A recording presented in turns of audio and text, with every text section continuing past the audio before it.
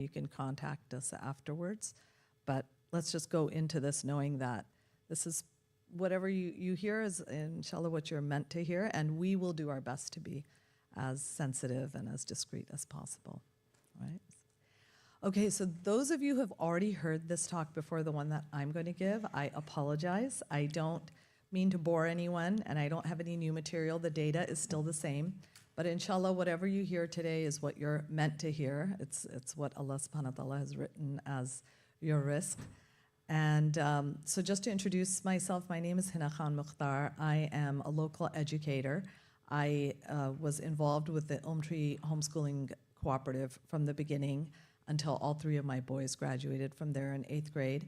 And now I teach language arts at Newsark in San Ramon, a school that's just been started that goes up to, as of next year, we'll be going up till 5th grade. And so we've been hearing lots of good things about Zaytech Academy. MashaAllah, you guys are definitely making your mark on the map, and we're praying for the success of all the schools in the Bay Area because we really, really need as many educational institutions as possible for the Muslim community. All right, so diving right into it, I recently had an epiphany where I realized that up till now, whenever I travel, the most important thing to me to protect up till recently was my wallet, right? Needing to make sure that my wallet is on me and doesn't get stolen. But my epiphany that I recently had was that if I really had to make a choice, God forbid, I would rather that my wallet be stolen than my phone. And that's because my phone now is being used for pretty much everything. I used my phone today to get here. I use my phone to communicate with friends and family, to see them, to see pictures, to see updates. I use it to pay my bills. I keep my recipes on an app on my phone. I use it to figure out prayer timings. I use it to figure out the qibla when I do need to pray in an unfamiliar location. So mashallah, the phone has become this, actually a blessing for many of us, right? It's changed the way we're living, and it's pretty much become indispensable. It's not going anywhere. It's part of our lives. But like any other blessing, it can be a mixed blessing. It can be a double-edged sword. And there's a lot that we're realizing in the community that parents actually are not aware of when it comes to screens. So we're not just going to be talking about phones. For the purpose of today's discussions, we're talking about phones, we're talking about video games, we're talking about your laptop, computer. Anything else that I might be missing? I think that pretty much covers it, right? So basically, any form of screens that you have in your life, that's what we're going to be talking about. So Ibn Khaldun was asked, how should we educate our children? And I loved his response. I wrote down the quote. His response to how should we educate our children was, do not strive to educate your children, for they will naturally mirror your character. Just focus on educating yourself. So that's what we're here for today, right? Educating ourselves so that we can do better by our children, inshallah.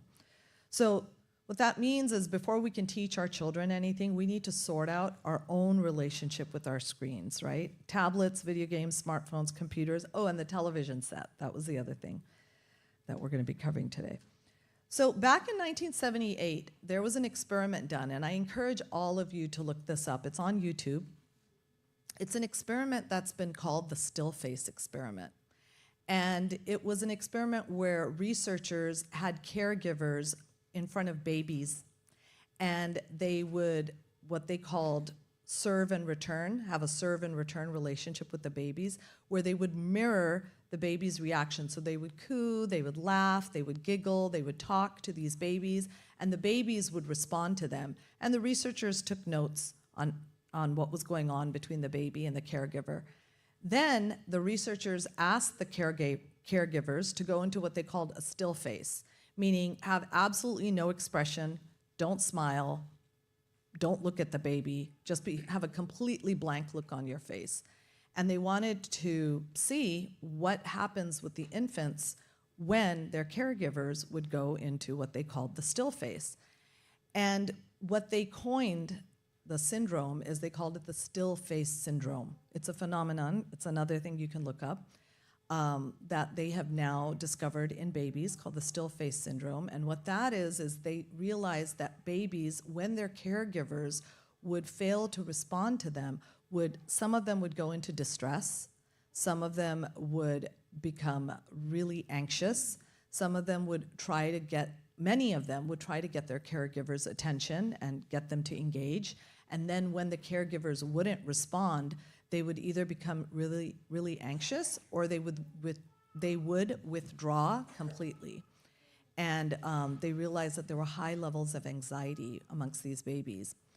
And many of us, when we hear about this experiment and about the resulting syndrome, still face syndrome, we would think that, well, I would never do that to a baby, right? If a baby was trying to engage with me and was trying to talk to me, I would be responding.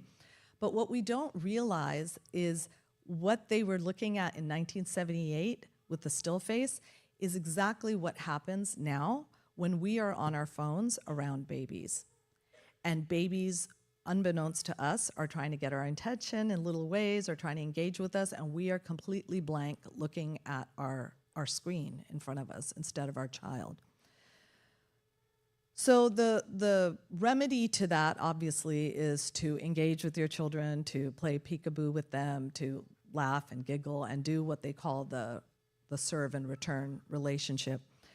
Now, the American Pediatric Association, their recommendation now is that no child under the age of 2 should be exposed to screens completely. They have like a complete ban on it. They say that no child under the age of 2 should be exposed to screens. But the truth is, many of us know that it's going to be really hard to resist, especially those of us who have grandparents in other states, in other countries, and we want our children to be able to engage and get to know loved ones who live far away, and so FaceTiming is the way to do that. So personally, our recommendation would be that the screen under the age of 2 should only be used for babies to be engaging with loved ones and caregivers for a limited amount of time. There are now products you can find. There's one on Amazon, a phone holder, which it's a phone holder that can be attached to the handle of a car seat carrier. And this phone holder, you slide the phone in it, and in the ads, what they show is that grandparents are looking down at the baby who's lying in the car seat, looking up, smiling at the grandparents. So it's like, oh, how cute. This is a nice, convenient way for babies to engage with their grandparents. But the truth is, I looked it up. I looked up the reviews on this product, which ironically is sold by a company called Demon 8. Not going to read too much into it, but it's called Demon 8.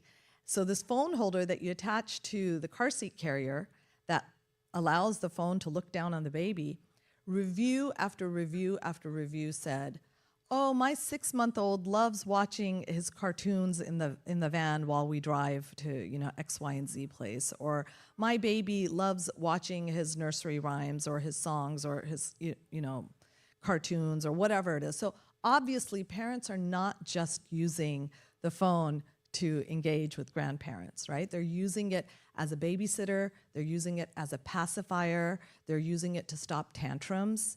They're using it as a form of entertainment for their infants, and that is exactly the way the American Pediatric Association says it should not be used. So that's to keep in mind for those of us who have children who are still under the age of 2. It's a very important, crucial time where the brain is developing, and I won't go into all the scientific things behind it right now, but just know that the brain is making crucial connections at this time, and the screen is not the thing that babies should be connecting with. So those of you, I just want to recommend, throughout the talk, I'm going to recommend a few things that people can look up on their own and look into if they want. So you may want to take notes. There is an app called GetBrick.app. Get, G-E-T, Brick, B-R-I-C-K, .app. I now know of many young parents, parents who are just a few years older than my sons, who have told me that they are using this app as a way to, they call it bricking their phone, that their phone, at certain times of the day, they set it, will not allow them to get into social media apps, will not allow them to use their phone in a way that will cause them to be distracted from their children. So that's one thing parents can look into if they're interested. Okay, so here are some guidelines I want to go through for how to be around screens. This is going to be covering the ages 0 to 6 years. So until 24 months, you want to limit screen time to video chatting with an adult, with a beloved adult. After 24 months, screen time should be limited to watching educational programming with a caregiver. And children 2 to 5 years old should have no more than 1 hour of educational screen time per day, preferably less. But if you really, really feel the need for it and you need to know what's the maximum, 1 hour, not more than that. And this is for ages 2 to 5. During family meals and outings, you want to turn off your screens. Don't allow phones to come to the dinner table. And when I was once at a picnic, and the parents were setting up games and they were setting up treats. This was a picnic for a school. And I saw a little girl off to the corner, under a tree on an iPhone. And she was watching cartoons. And her mom was busy setting up the picnic for all the other children to enjoy. And she didn't want her daughter underfoot. Maybe her daughter was nagging her or bugging her. And so she put her on a screen. But this child was in a park with a playground there. There was absolutely no reason to be on a screen. So be very mindful about how the screen is being used. It should not be used as a babysitter or as a way to stop tantrums. Okay, 1 hour before bedtime, there should be no screens at all. So all screens should be turned off 1 hour before bedtime, and that means even for yourself. Your children should see that everybody is off their screens. The age of 6 is the age of responsibility. That's the time you want to start giving your kids, little chores, little duties around the house. I know children who's, a 5-year-old or a 6-year-old can help unload the dishwasher, can help separate laundry, and sort laundry, can help line up the shoes that people take off before they come in the home. I'm thinking of all the different chores I've seen given to children up till the age of 6. I know one father who made his child's responsibility be that he has to make sure that all the doors are locked at the end of the day. So allowing your children to feel that they have a sense of purpose and that they have a role to play within the family, within the household. Okay, so now moving into the elementary years. As parents, there's 2 ways that you can look at yourself. You can think of yourself as a carpenter. So a carpenter is somebody whose job is to hammer, right, nails, and saw and form and cut and shave. Or you can look at yourself as a gardener. And a gardener's job is to nurture the seed and have the plant grow and watch it blossom, watch it bloom. So inshallah, the goal for all of us should be that we're gardeners, right, helping our children grow in the right direction. So a phenomenon that researchers, social scientists have seen recently, which is very unfortunate, is that they have seen that what used to be a play-based childhood, that children going out, playing in the streets, playing with the neighborhood children, riding their bikes, throwing a ball around, jumping rope, playing hopscotch, that play-based childhood has now, for the most part, in America, in the West, been replaced with a phone-based childhood. Many, many children are making their friendships on phones. They are being entertained on phones. They are playing games on phones. What used to be done through play outdoors is now happening on a screen. So one of the things the researchers say that we should be looking out for is something that they've labeled safetyism, which is that we now in the West are so afraid of everything. We're afraid of our children getting hurt. We're afraid of disasters happening. We're afraid of our kids getting kidnapped, God forbid. Part of it is because we get instantaneous news now, right? A disaster happens on the other side of the globe and we instantly find out about it, or we can watch it happening in real time. And so it's very natural to start to feel like this can happen to you where you are. But the truth is that there is a lot that is learned in life, especially for children, through taking risks, through taking reasonable risks and learning to move farther and farther out of the orbit of the parents. And so by age 8 is the age of local freedom. You want to be encouraging your children, if possible, in your neighborhood in groups to be either walking to their school or walking to a local grocery store in a group. It's the reason I at the age of 5, used to walk to my kindergarten, to my public school, and I used to cross a busy street, but I went with a whole group of neighborhood children. And my mom did tell me recently that in the beginning she used to actually hide in the bushes and watch me because she knew I would be upset if I saw her following me. But she would, keep an eye to make sure I was safe. But I did. I learned confidence through being able to walk to school with the big kids. Kids should be playing outdoors. They should be going camping.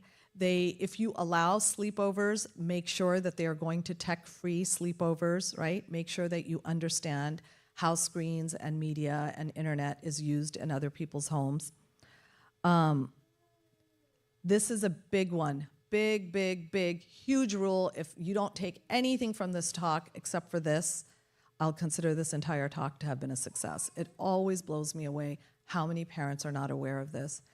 Please do not allow your children to have internet privacy. Please do not allow them to use internet-enabled devices in the privacy of their bedrooms. And I know of a child who fell into a very problematic world, and their parents used to be really big about making sure that the internet was used in a public space, and the dad told me that his child had been watching problematic stuff in the bathroom, and they didn't know. So the rule is that you treat the internet like a loaded weapon. How do you treat a loaded weapon? You always know where it is. You keep it under lock and key. You know who has access to it. You know how other people use it in their homes. You don't just send your child into another person's home not knowing how the internet is used, what kind of access there is to the internet. Most problematic exposure, and I'm not going to use the word, but we all know what I'm talking about because of little children. Most problematic exposure and addiction happens between the ages of 10 and 12. So you want to be aware of what the kids are watching and where they're watching. And you guys, honestly, it's not a matter of if your kids come across it, it's a matter of when. And there's high probability that there are children here who've already been exposed and are already watching, God forbid. So you need to be aware of it so that you know how to have the conversations with your kids. It's also important to develop a like-minded community. You don't need 100 friends. You need like 2 or 3 good friends who are on the same page as you.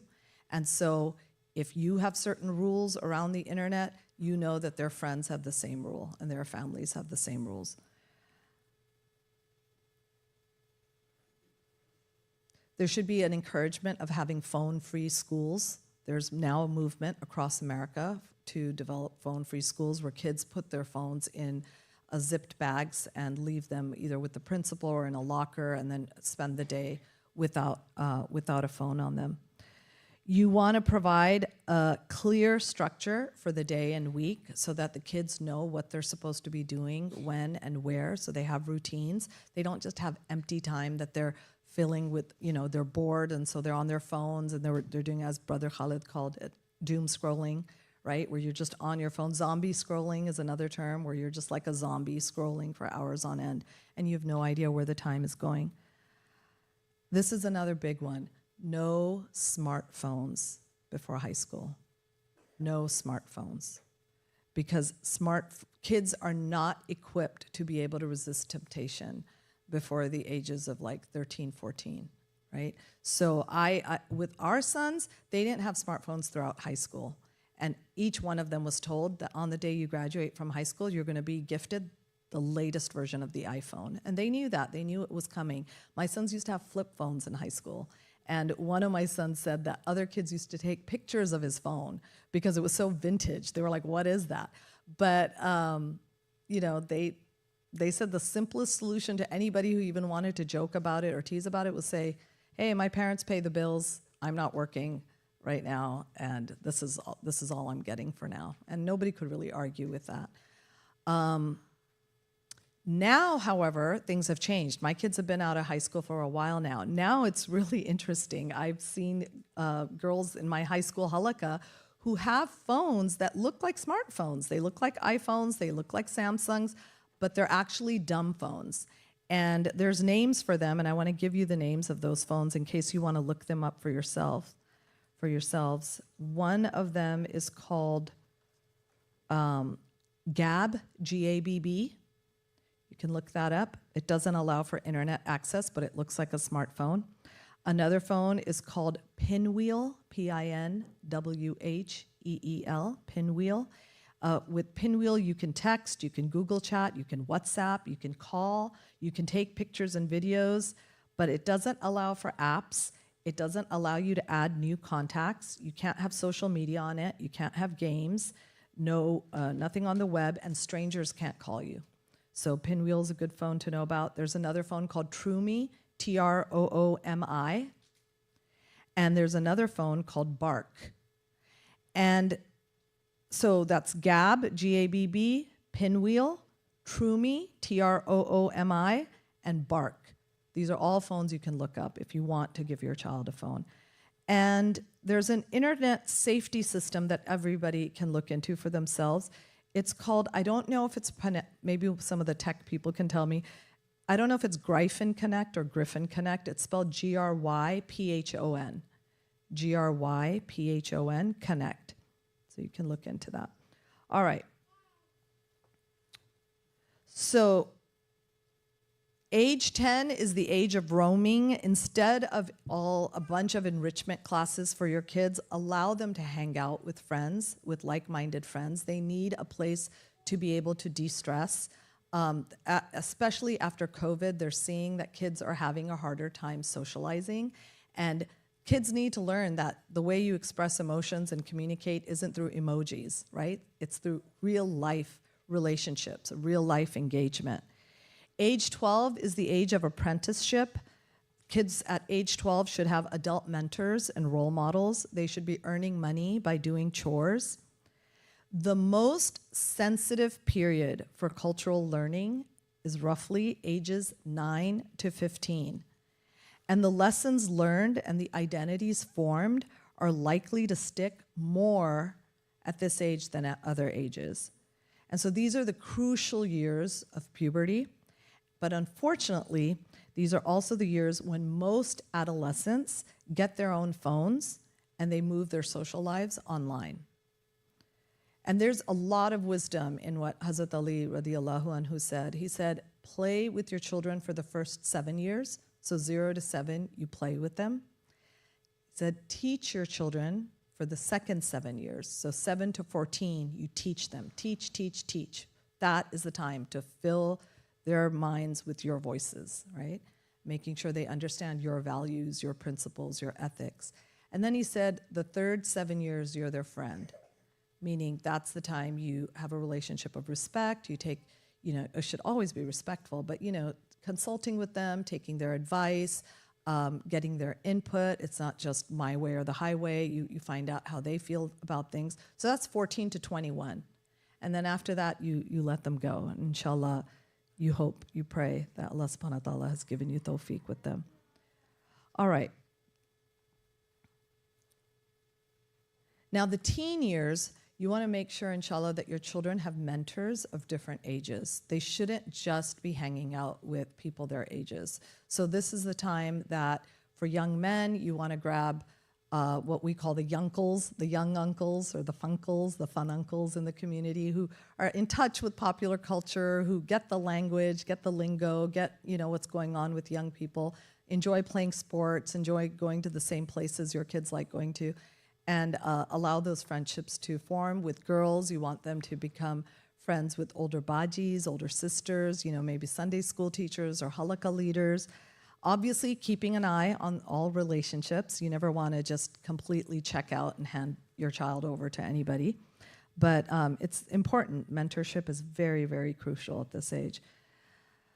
Also, I want to encourage people to know the difference between allowing your child to watch Instagram and TikTok videos on your phone and allowing them to actually open an Instagram and TikTok account. Those are two different things. So allowing them to watch certain Instagram and TikTok videos is one thing. Allowing them to open their own accounts is another thing entirely. Right now, legally, the age for opening these social media accounts is the age of 13, which pretty much all the experts say is way too young. And I personally am convinced, and there's many experts out there who say the same thing, we're convinced that just like now, there is not even a question that smoking is bad for you, even though doctors in the 1940s and 50s used to encourage smoking, would even smoke in front of their patients. People could smoke in the waiting rooms in hospitals and even in their hospital rooms.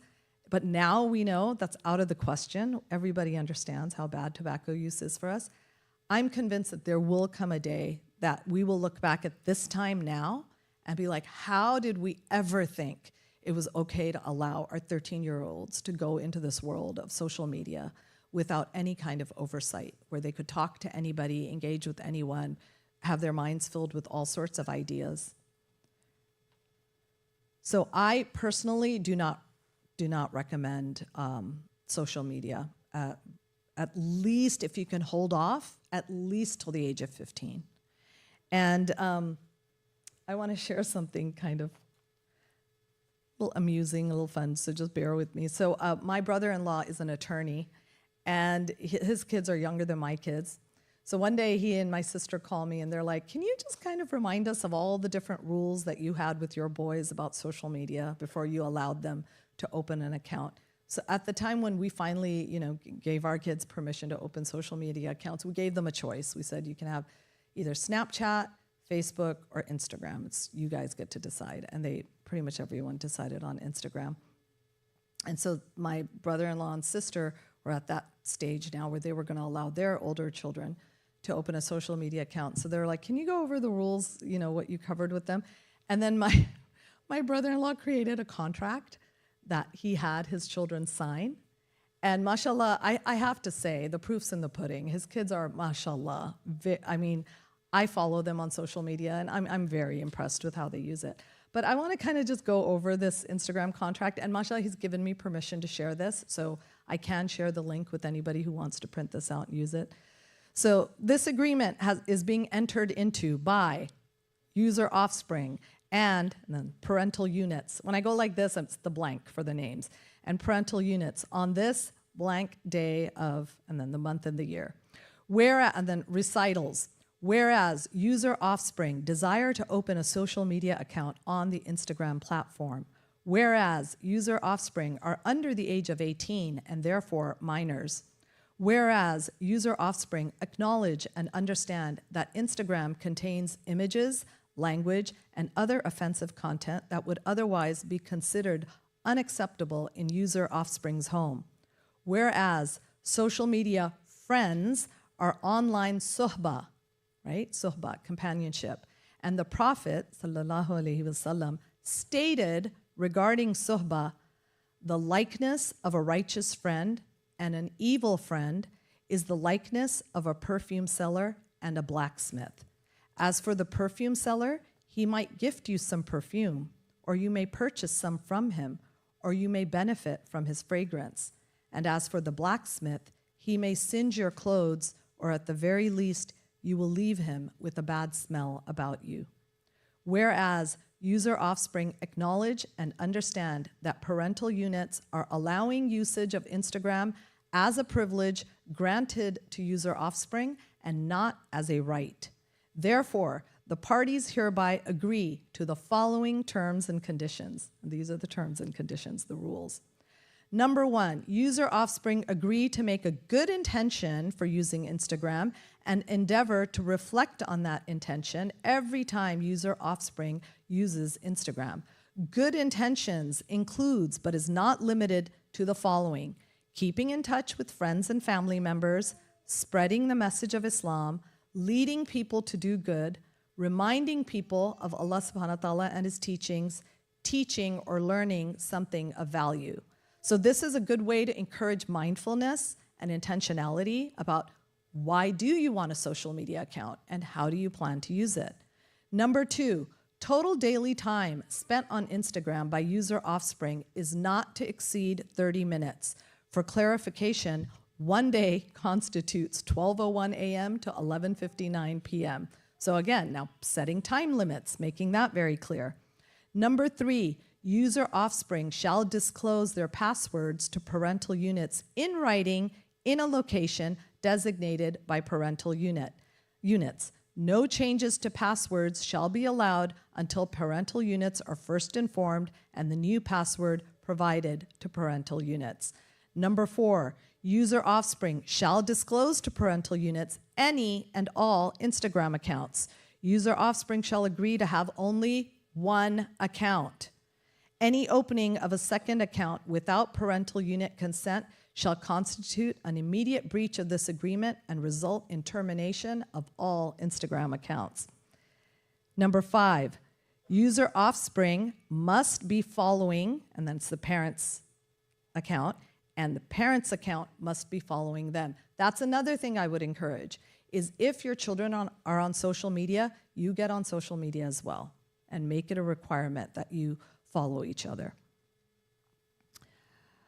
Number 6, user Offspring shall not block, then it's got the parent's account, from any Instagram stories.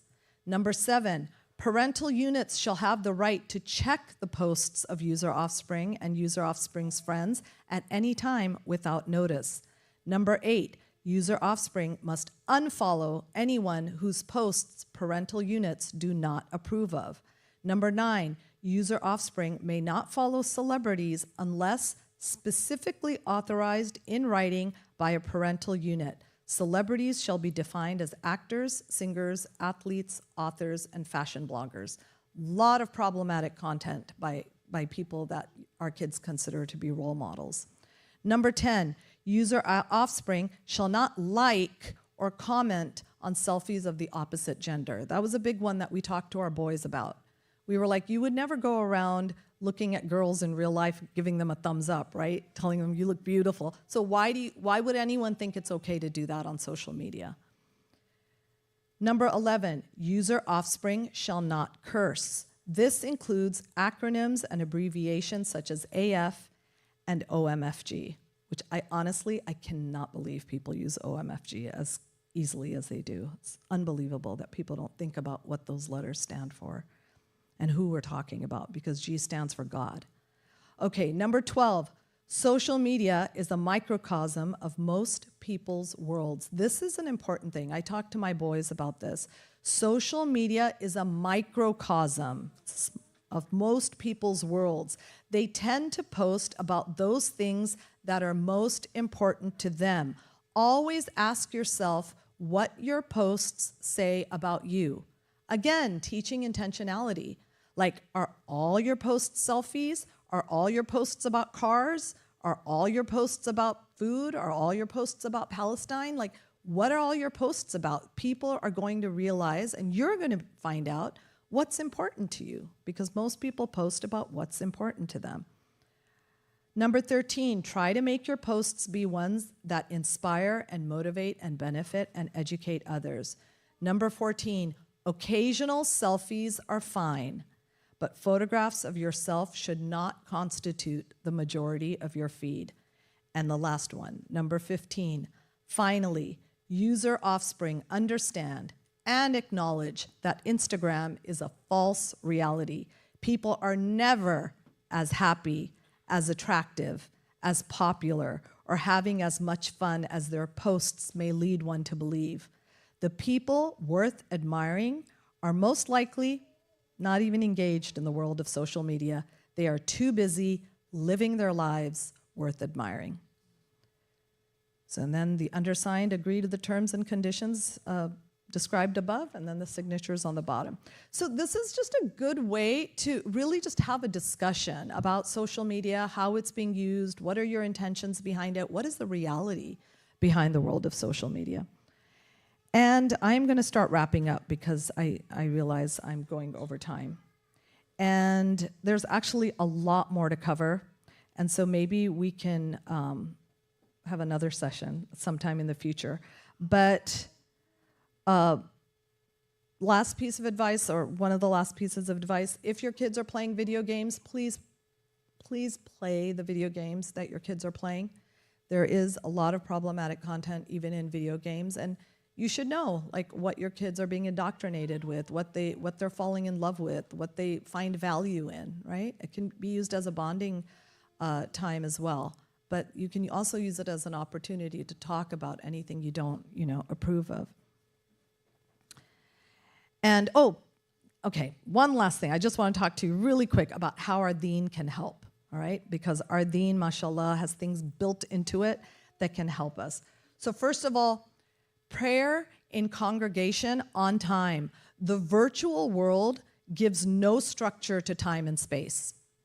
And it's disembodied, and most of its activities are conducted asynchronously. So praying in congregation teaches about the value of time.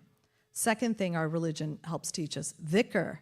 Right? Doing dhikr encourages stillness, silence, and meditation. It forces us to take a break from distractions. And the third thing about our religion is the way we think. Our religion advises us to be less judgmental, to be slow to anger, to be quick to forgive, and to use time wisely and with purpose. Social media does the exact opposite. Right? It encourages people to type things rudely and in anger without any consequences. It encourages us to judge people and condemn people. And then also in the religion, teach your kids about the concept of subhanallah. Teach them to reflect on the world around them and to find beauty in the world around them offline. Right? And I'm going to end with that. Inshallah, forgive me for going over time. And inshallah, looking forward to learning from the other speakers up here. And please keep me and my family in your du'as, and we will be praying for the community here as well, inshallah. Right? Are we going to do questions at the end or now, or how do you guys? Okay, yeah. I just feel like questions are going to, mashallah. Yeah, I think we're going to end up having long discussion, especially the way I tend to answer. I'm just going to keep going. I want to give you guys time. And then in the end, inshallah, we can do Q&A.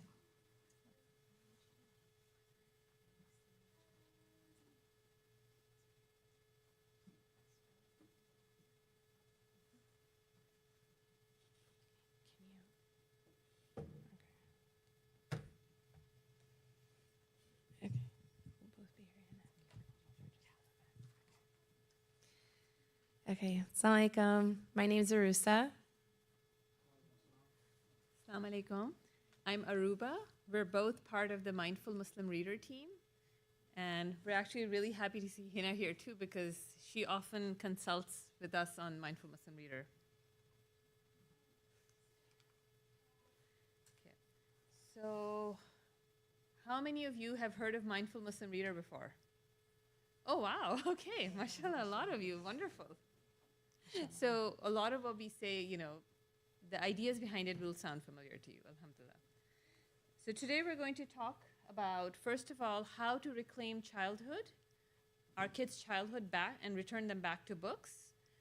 We're going to talk about why stories are important and why reading.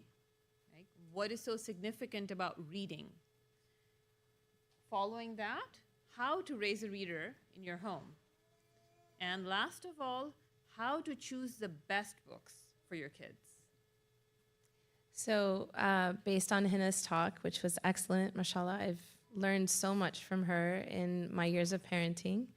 How many of you have already started thinking about your summer strategy to get your kids off screens, or at least limit and have it be very intentional use in your home? I know I have, and I was taking notes actually while you were talking. The answer that we feel at Mindful Muslim Reader, and the answer that we've seen both as teachers at a homeschooling co-op, which collectively, the founders, I think we have 40 years of experience collectively. The answer is really simple. It's stories. So one of the reasons why screens are so addictive is because people young and old alike like stories. And it's no surprise that Allah subhanahu wa ta'ala revealed 1/3 of the Quran in the form of stories. He says in Surah Yusuf, we relate to you, O Prophet sallallahu alaihi wasallam, the best of stories through our revelation of this Quran. But the question is, why stories? So stories are easier to remember than simple rote facts. I didn't remember the definition of gravity until I started teaching physics, but I definitely remembered from school growing up the story of Isaac Newton sitting under a tree and an apple falling on his head and him coming up with the theory of gravity. Stories activate parts of our brain that make us feel the events as if they're happening to us.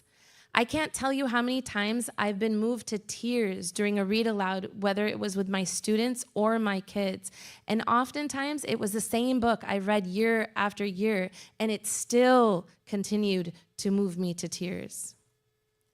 Stories are so integral to our way of raising the next generation that they've been used to teach survival skills, warn others of danger, and pass down wisdom since the beginning of human existence. Stories help us build empathy for one another, walk in another person's shoes. Has anyone heard of the book Wonder or the movie? The movie is actually based on the book. Wonder itself is not based on a true story, but it was actually inspired by a real-life encounter the author had, and she wanted to build empathy. Stories build our moral framework. Do you guys remember the story of Pinocchio, right? The long nose, the nose that grows when we lie. You may remember it as a Disney movie, but it is based on a book, and the book is better. Stories are fundamental to our understanding of the world, and they stick. Case in point, who knows or remembers the famous story of the turtle and the hare? Who wins? The turtle. So what's the lesson? Anyone remember the lesson? Right? The slow and steady wins the race. We've known this since we were a kid, but why, even after all of these years, why do we still remember this? It's because it was given to us in the form of a story, right? So everyone loves a good story. It's how we make sense of the world, and it's how we can connect with others across cultures and generations. I would posit the argument that we were all raised on stories. Like, if you really think back to your childhood, I'm sure you'll remember things that you heard when you were really young. Like, one of my earliest memories is with my grandfather. Like, we used to sit on this big jhula, like this sofa-sized swing, and all of his grandkids would sit with my grandfather. And he would tell us stories from the Sira. And I have this memory, this very vivid memory. I'm 5 years old. It's Rabiul Awwal. We're all sitting there with my grandfather, and he's telling us the story of Halima radiyallahu ta'ala anha, and how her really old and tired and weak camel just dashes ahead, beats out all the strong young camels, simply because it's carrying the Prophet sallallahu alaihi wasallam. And I still remember it. You know, we were raised this way, so why not for our children too? So now that we get back to, now we've kind of talked about why stories, why reading. So today's stories are found everywhere. So when we were growing up, there were stories on TV. We all remember watching stories on TV. Today, in addition to TV, there's stories on YouTube, on TikTok, and other forms of social media. However short, however long, they are that. They are stories. There's a narrative being told, right? So why this form of narratives? Why stories? So why reading? So why is reading a more superior form of taking in those stories? Among countless benefits, books build our children's imagination. They improve their academic achievement and help build their memory and ability to focus. Reading itself, so let's talk about the imagination. So reading requires active engagement. During the slow and steady process of decoding text, our brain creates a world filled with characters and voices from our own imagination. However young we are, however old we are, the same process is happening in our brains. And I feel like this quote says it all. It's from a book that I really encourage you all to look at. Maybe not this edition, maybe the previous edition, but it's called the Read Aloud Handbook. It's a really good book that teaches you why reading aloud is so important to our children. But this quote says it all. In reading, the brain paints the pictures. In watching, someone else does. So books build imagination and creativity in a way that a screen-based story never can. And the development that takes place starts to show in their academic achievement as well. We should think of it this way. Reading is to the mind what exercise is to the body. Students who read the most, regardless of socioeconomic background, score the highest on reading tests. But not just that. Children who are read to frequently and encouraged to read on their own tend to perform better, not just in language arts, but in all subject areas. I now know, and over the years since I was a parent, I've come to realize why my dad would so often hand me a book, a magazine, and he wanted to see me read. I just wanted to play. But alhamdulillah. Additionally, there have been numerous studies show that reading also builds vocabulary. According to one such study, reading regularly to a child exposes them to an average of 1.4 million more words by the time they're in kindergarten. These new words boost their language skills and help develop a young child's brain. We can keep giving statistics from books and studies, but we've also seen this firsthand. As I said earlier, we've collectively, just between the two of us, with our parenting and our time at the local homeschooling co-op Ilmtree, which, mashallah, she was one of the founding families for, over 20 plus years, we've seen as teachers of language arts, math, science, and history, we've noticed the same thing time and time again. In fact, any teacher here, I think some of you might be teachers as well, and we've come to a workshop at Zaytech to talk with the teachers. But teachers can tell you, students who have high levels of vocabulary, students who have students who are able to write complex sentences, students who have a really good grasp of grammar, students who display a deeper understanding of human nature and plot structure, students who are able to focus intensely for long periods of time, students who are able to fluently read and grasp all kinds of nonfiction. Okay? All of these students have one thing in common. They're avid, prolific readers who are read to at home, but also then from that reading at home at a young age, continue to constantly read on their own. In addition to building the imagination and improving academics, studies have shown that children who read have a stronger memory and ability to focus. Why is that? So while reading, your brain, whether you're being read aloud to every night over a long period of time, or you're reading yourself, your brain has to keep track of characters, the development of plot, threads, timelines, themes, relationships.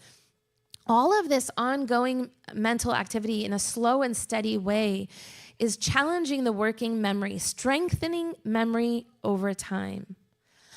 This is really important. Unlike the short videos or social media of today, the short videos that we see through social media of today, like TikTok, books require long-term focus over pages, chapters, entire series. And over time, this increases the ability to stay focused on a single task, a skill that's been weakened by multitasking and screen overuse.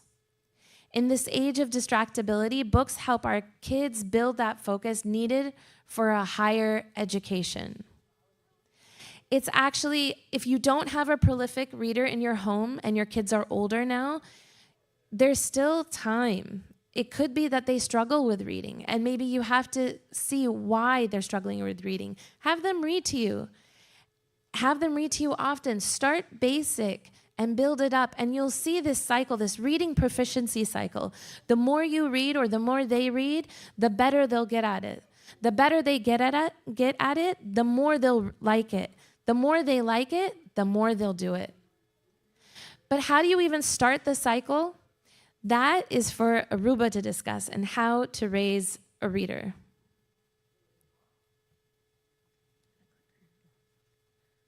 Assalamu alaikum. Okay, so the cycle is beautiful, but what if I'm not even on the cycle?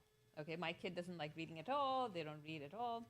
There are many, many things that you can do to get your child to love reading. However, the caveat here is they all take time. So it's really important to not give up, right? Not quit, don't give up hope.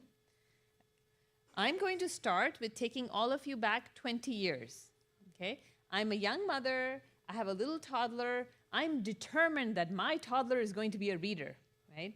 So I'm reading The Very Hungry Caterpillar Tim, very familiar book I'm sure for a lot of you, right?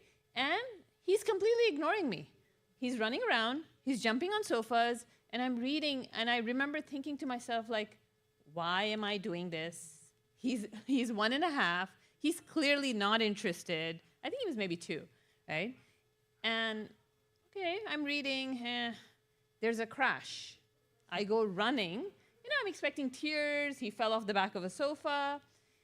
And what he said to me, why did you stop?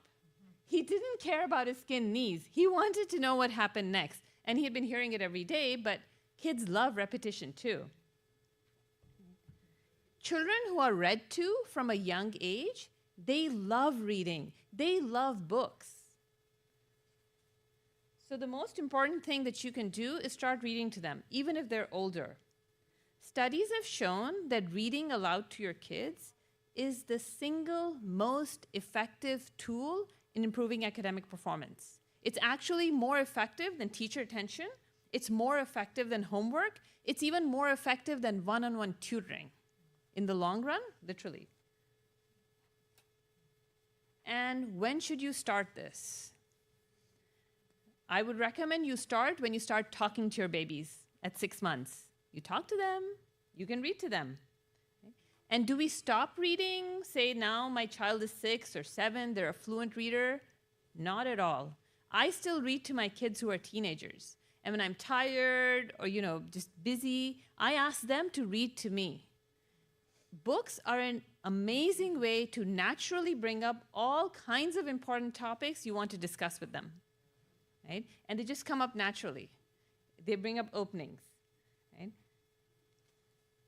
I would also recommend that you build reading aloud into your daily routine with your kids, no matter what age they are.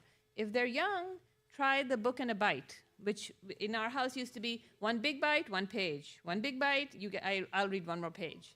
As they got older, I added it to their bedtime routine. So once they prayed Isha, got into their pajamas, brushed their teeth, got into bed, I would read to them.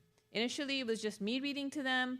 When they were better at it, they still wanted me to read to them. It didn't matter, but this was the difference. Now, I would stop and it's a cliffhanger. Give me that book. And they would continue after I did my 15 minutes. Okay. Now, besides reading aloud, what else can we do? Anyone here heard of Harry Potter? A lot of us actually grew up with Harry Potter, right? In 1997, J.K. Rowling introduced us to this young man. And at that time, a lot of researchers were saying, like, children just do not read 500-plus page books, right? And then Harry Potter comes along and proves all of those theorists and researchers completely wrong. Like, children were literally willing to wait in line for hours to get a 500-plus page book and read it. So what does this tell us? Right? The first thing it teaches us is enthusiasm is contagious. Do you guys remember the hype? Like, every time a new book was going to come, there'd be pictures on TV of kids waiting outside stores to buy their book, right? So when people show enthusiasm for books, the way it was for these Harry Potter books, it's contagious. And other people who may not have thought of reading them now read them. And you don't need a worldwide phenomenon to get your child enthusiastic, right? It works on an individual level. I'll give you an example. Okay, this is a book. 10 years ago, this book was given by an Ilmtree teacher to a 6th grader, right? And she was like, oh, Wafa, you must read this book. It's amazing, it's wonderful, you'll really enjoy it. That 6th grader finished the book. Then she finished the series. Then she told all her friends in 6th grade, like, oh my gosh, Auntie gave me this book. I love this series. Most of them read it. And since then, every year, for 10 years now, the 7th and 8th graders tell the 6th graders at Elm Tree, hey, there's this great series. You're now 6th grade. And most of them read it. Simply because of that enthusiasm, contagious, In fact, 2 years ago, this one had come out. This is a new book. The first 4 is a separate series. So a whole bunch of those middle schoolers went all the way to San Francisco and stood in the sun for more than 3 hours to get the author to sign their personal copy. They were so happy about it. The second thing we learned from the whole Harry Potter phenomenon is that when you have good books and good stories and good plots, kids will read. They will not only read those fat books, they will actually stay up nights to read them. In fact, I'm going to be very honest with you, whether it was this series or it was the Mysterious Benedict Society or it was Harry Potter, my children were not allowed to start that book on a school day night. They just weren't. I knew what would happen, right? It had to be a break or a weekend because otherwise they would be up in the night, they would forget about homework, they would forget about dinner, and I would have all kinds of problems in the morning.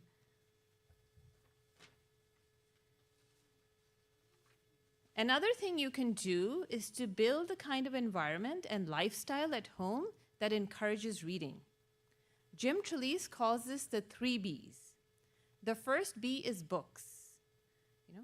Have a variety of age-appropriate books always available at your home. It's wonderful to use a library. I encourage everyone to do it. But go to the used bookstore too. Like for $1 or $2, you can pick up amazing books. Have a collection always there at home.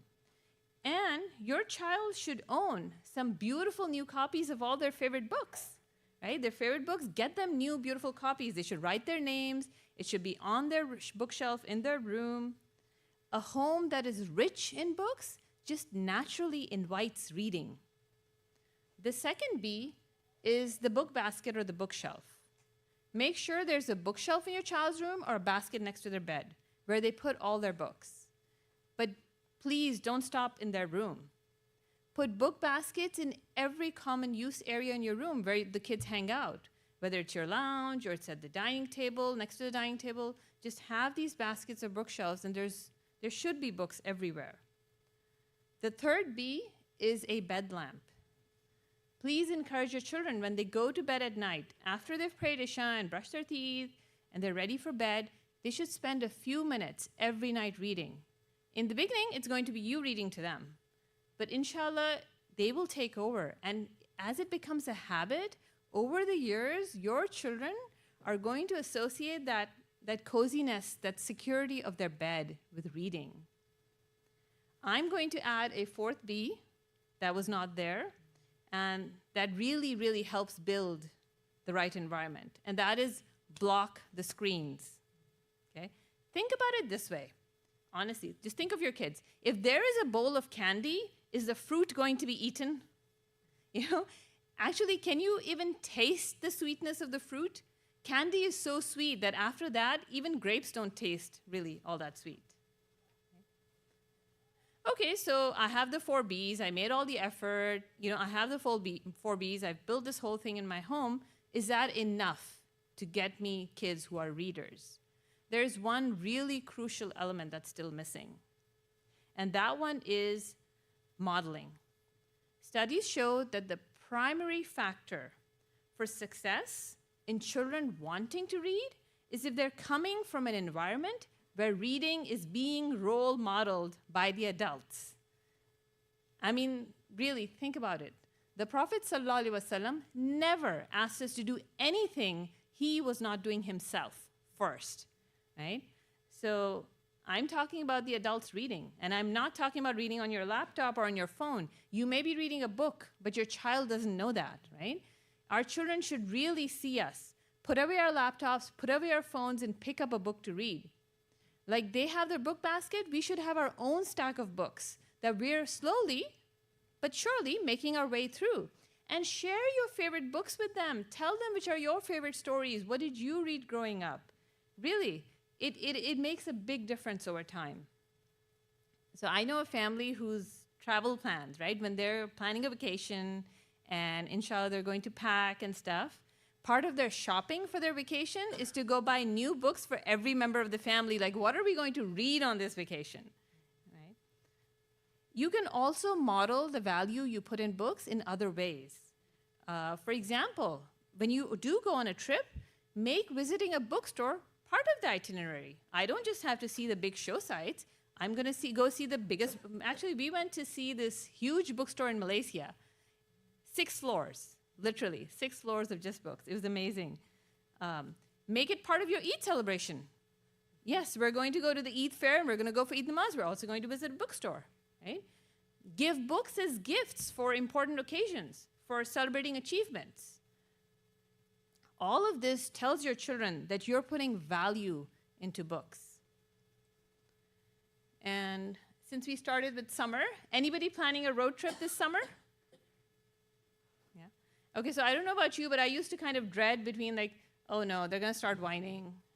Are we there? I'm tired. Mama, she's poking me, you know? And so it was this battle between like, do I listen to all the whining or do I let them see something, right? And then somebody introduced me to what is a tired mother's best friend. That's audiobooks, okay? I love this quote. Audiobooks stock a child's mind with the sounds of thousands of words, okay? Don't get me wrong. The first time I played an audiobook, there was a lot of whining. Oh, I don't like this book. It's too, you know. But they grew to love it. And now we remember vacations by the best book we heard. So for us, the Utah trip to, what was it? Yeah, Briones National Park. That's known as Escape from Mr. Lemoncello's Library. The trip to Vancouver is known as Apple Blossom the Possum trip. It's literally tied to the books, and you can get them free at your library. It makes such a difference on those long drives. The kids listen enthralled. And drives are actually not the only time where you can do audiobooks. We use them in all kinds of places. You know, these are some of our favorite activities that we do with audiobooks. While we're folding laundry, while I'm cooking, while we're doing the dishes, while we're waiting for the cookies to bake, while we're doing Play-Doh or, you know, Lego. All kinds. As you look at your lifestyle, you're going to find all kinds of nooks and crannies where audiobooks are just a natural fit to enhance the whole experience. So when you try all of these things, alhamdulillah, thanks to Hina, I can give you the perfect test for figuring out, like, am I succeeding? You know, am I actually changing my child and inshallah raising someone who's going to be a lifelong reader? And she gave us these 3 questions. So you ask your child, you ask these 3 questions. If your child can answer these 3 questions, alhamdulillah, you're well on your way to having a reader, okay? So here it is. The first question is, what was the last book you read? Okay. Question number 2, what are you reading right now? Question number 3, what are you planning to read next? If your child can answer these questions, you know, they're reading something, they just read something in the past, and they're already planning to read something in the future. Alhamdulillah, you know, you have a reader in your hands. So now that we've gone over, okay, why stories, why reading, how to really raise a reader, Ursa is going to tell us about how to find the best possible books for your child.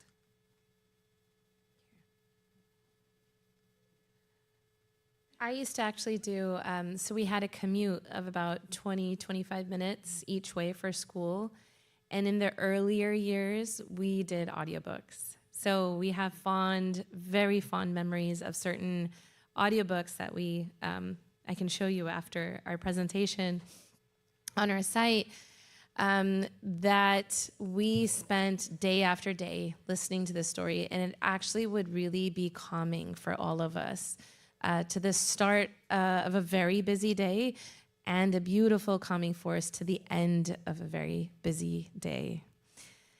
Having said that, now, while we want to give our children the most engaging stories, we need to be careful with which stories.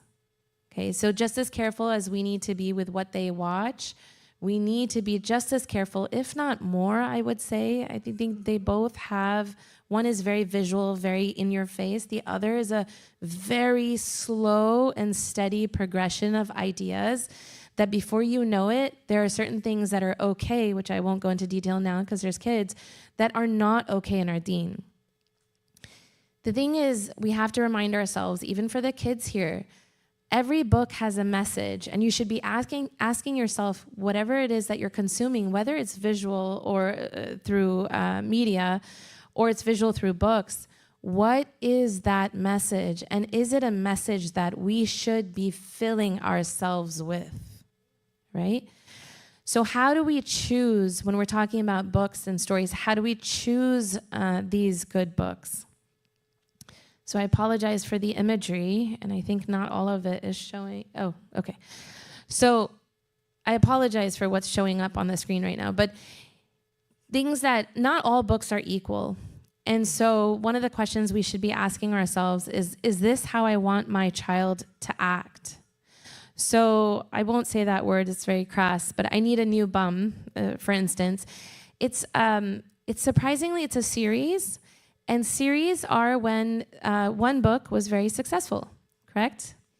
So the first book, which is this one that's here, 16,000 reviews over a 4.5 rating. And I was reading the reviews for this specific book from grandparents to parents. Sure, it's a funny book, but it's solely for entertainment. It's very crass. It's very crude. It is not actually how we want our children to act or to think, to behave even. Can you imagine if your child in the masjid, in the public gathering, starts to say, oh, do you need a new, like asking these questions, talking to kids? This would be mortifying, to be honest. Another book, Halal, If You Hear Me, a horrible title. It's a collection of poems which feature many LGBTQ Muslim authors. So now juxtapose that with the Storybook Night. It's a beautiful read aloud. It's one of the books that I've gifted many, many times. In fact, I don't know if you've been to the Soul of My Soul exhibit, where we've done this as a read aloud because it's such a powerful story on how stories can be as mighty as a sword. It's a really, really powerful story. Another, along those lines of not all books are equal, is this how I want my child to think? So again, another series you might have seen or heard from kids, Captain Underpants, hugely popular, talks of toilets and Professor Poopy Pants. Again, at a younger age, is this really what we want to surround our children with, to build in their vocabulary, to have them talking about again and again, laughing about again and again? There's nothing wrong with humor, but even humor in our deen, think about the prophetic humor, right? Always truthful, always with the best of adab. This is not in our tradition. This is not where we come from. For older kids, this is all your fault. This, in addition to the LGBTQ representation, there's a very matter-of-fact portrayal or use of vaping, marijuana, and alcohol.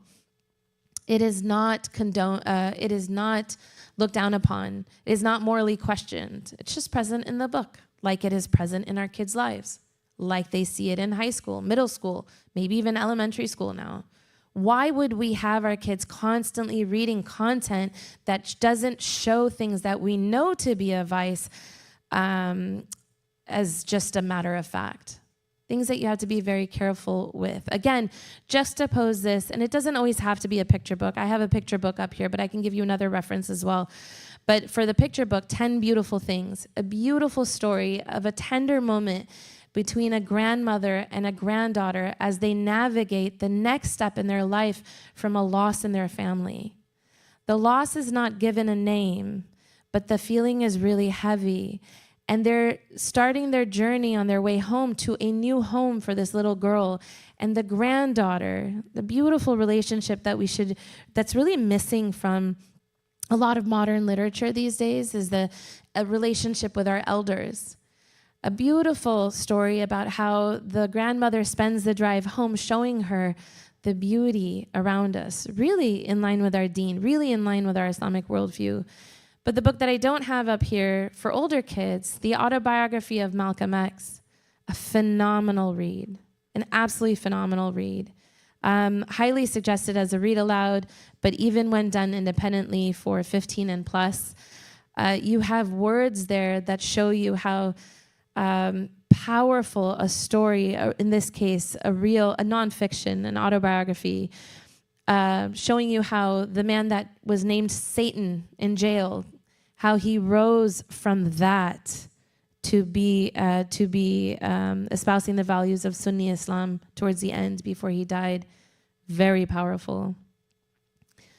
Another question you should think about, is this how I want my child to speak? So this quote comes from a picture book by Amanda Gorman, a poet that was given the honor of sharing her poetry at the inauguration of Obama, I believe. I talk not only of distances from where and how we came, I also walk our differences to show we are the same. Again, just a snippet, but really showing you that language can be very impactful. So now, it's not easy to find good books anymore. And you can see that at bookstores. You can see that with the books that I've shown you up here. You can see that even at libraries. Although this shouldn't stop you from visiting bookstores or libraries, you just need to be really mindful of what you're picking up and what your kids are picking up.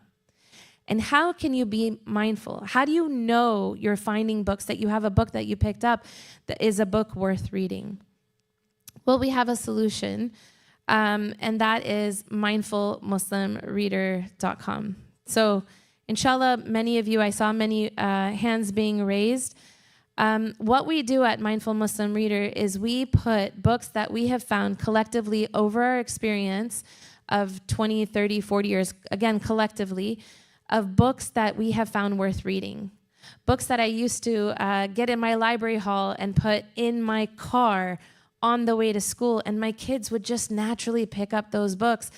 I was using them in the classroom. They were using them for entertainment.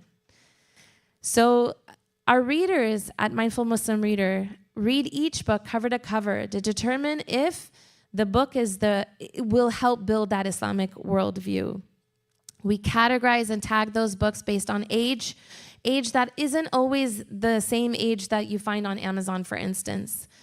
Genre, values, struggles, really to help parents find the best books to fit the needs of their child. We rate each book on virtue, language, story, and beauty. We flag books to help parents decide if the content is appropriate for their child. We'll flag things that fall under categories such as discrimination, heavy content, language, crude imagery, theology, mythology, and the like. We will not recommend books promoting atheism, LGBTQ ideology, and the like. I wanted to be able to show you a quick look of our site. This will just be a quick look, but after the session that our brother will be doing, will be available outside to show you on our phones, and to also just guide you through some of our recommendations that we have or any questions that you have regarding specific books. But if you go to mindfulmuslimreader.com, on our landing page, you can see the way we separate out books by values, struggles, age, genre, book lists. Our book lists feature audiobooks that she just talked about. So some of the engaging audiobooks that we've actually used in-house, we have recommended on in that list. You can also find a book. So if you want to find a specific book and say you want to look for a book that's books for boys, ages 12 to 14, maybe looking at a specific value, in this case, sacrifice, a value that isn't actually taught in this modern age parenting. A few books come up, Assassination of Brangwen Spurge and The Hobbit, both huge favorites in our household. If you were to click on any of these books, let's say we click deeper, The Assassination of Brainwin Spurge, you'll find our ratings for each of these books, Virtue, Story, Language, Beauty. You'll also find for many of our books responses that answer questions like, why should my child read this book? How can I use this book? And what's this book about? On the upper right corner, you see the yellow button that says View Flags. That's where if there are flags, we will flag out content specifically per page or recurring if it's a recurring theme. And so you can find flags there. And if there isn't anything, we say so, that we haven't seen any content that is worthy of flagging. Our call to action to you today, based on Hina's talk, of being wary and being careful on how we introduce screens into the household. Alternatives, bringing books back into our homes, not just the classroom, but into our homes, into our daily lives, especially as summer is approaching, is really just bringing books back. We all grew up with books. We all grew up with stories. There's no reason we should be depriving our children of the same. Inshallah, if you have any questions, feel free to ask us afterwards. We do have a newsletter that we put out, so if you'd like to subscribe, you can go ahead and hold up your phone to this QR code. But with that, I'd like to invite Brother to go over protection, on how to protect us with our screens and our devices. Jazakallah khair.